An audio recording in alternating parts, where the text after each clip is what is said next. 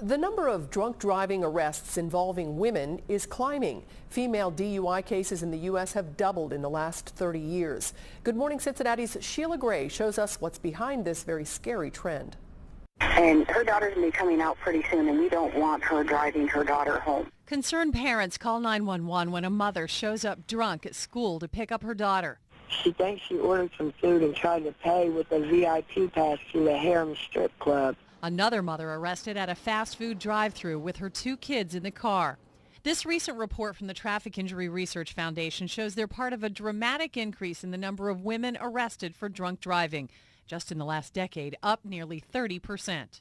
I just think that there's, a lot of stress and a lot of pressure. It's just a lot of pressure to take care of the family. I was working at the time, full-time working, and had 2 small children. Nancy and Karen Dean are mother and daughter, both recovering alcoholics. Thank God I didn't kill anybody or hurt myself really bad. Karen's wake-up call, a rollover accident, which she didn't remember when she woke up. Nancy's came when she lost her job. All of the women arrested for drunk driving and interviewed by the Traffic Injury Research Foundation had something in common, a stressful event, like a breakup, a death in the family, or becoming empty nesters. I live right here. People don't think it's going to happen to them. Probation officer Sue Davis also teaches in driver intervention classes.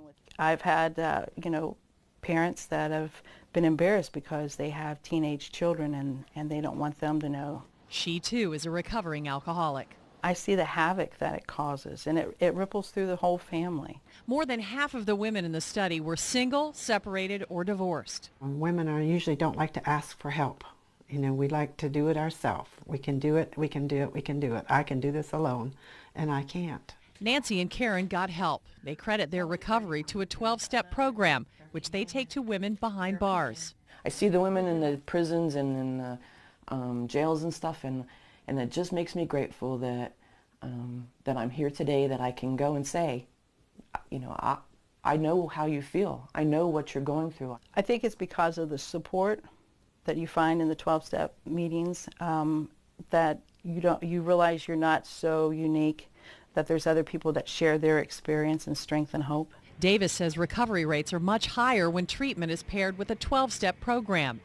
The Traffic Injury Research Foundation reported women are happier in female-only programs, including Alcoholics Anonymous, and the women in those groups were more likely to predict lasting outcomes. And be around other people that have the same problem. I think that for me, that was the solution. A solution which brought this mother and daughter much closer together. We're like sisters now, kind of. It's been wonderful. Sheila Gray, Local 12 News. Now, there are signs that you or a person you love has a problem with alcohol if it's causing financial issues like trouble paying bills, if it's affecting your work or your family, and certainly if you find yourself in the law enforcement arena, it's time to get some help.